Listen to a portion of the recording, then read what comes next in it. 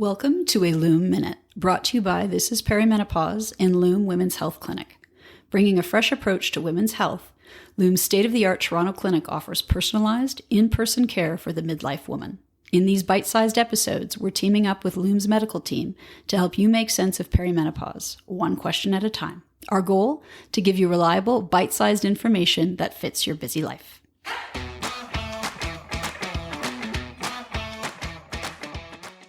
Today's question for Dr. Sarah Shaw is, what can I expect from a menopause appointment with my doctor?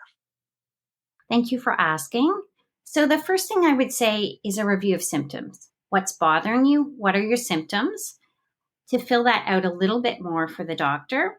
And you want to think about what is the impact on your life. The physician, you should expect your physician to ask you that. You want to think about, your doctor should be asking you about, what do you think is the cause for these symptoms? Because sometimes women come in and they actually have a very clear idea in mind, or they have an anxiety or a fear of what's going on, and an opportunity to think about other causes for symptoms. So menopause can cover a lot of symptoms, but we also need to rule out other symptoms that can look like menopause. Is this a problem with your thyroid? Is this anemia? There's many things. So probably the very best thing you can do in terms of a useful medical appointment is actually to have a very good history. There's a lot of talk on social media around blood work for hormones. Sometimes that's indicated, but if you don't get blood work, if you don't get a lab rec for blood work, it doesn't mean you did not get a very thorough assessment. It is not always necessary to have blood work done to have an excellent health assessment for menopause. You might be asked to do other forms of investigations like imaging. After that, you should expect that you have an array of options. For many medical problems, we have many options. It's not just one medication. It's not just hormonal medication. There's non-hormonal options. There's lifestyle things. There's all kinds of options. So really, you should expect that your doctor is giving you a choice of options. You should have shared decision-making. It's your body, it's your life. Your physician is the expert from the health perspective, but it really should be about shared decision-making and personalized treatment. A piece of that personalized treatment is also looking at risk factors.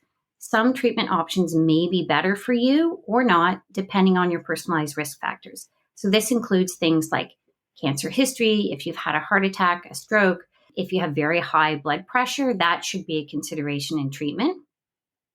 And last, to think about either referral, if that physician is not the best person to help you, or follow-up appointments. Good medical care is really around checking back in. Has the treatment actually helped? Have the symptoms evolved? What's going on now? Do we need to tweak the medication? So having multiple follow-up visits is going to give you the best care.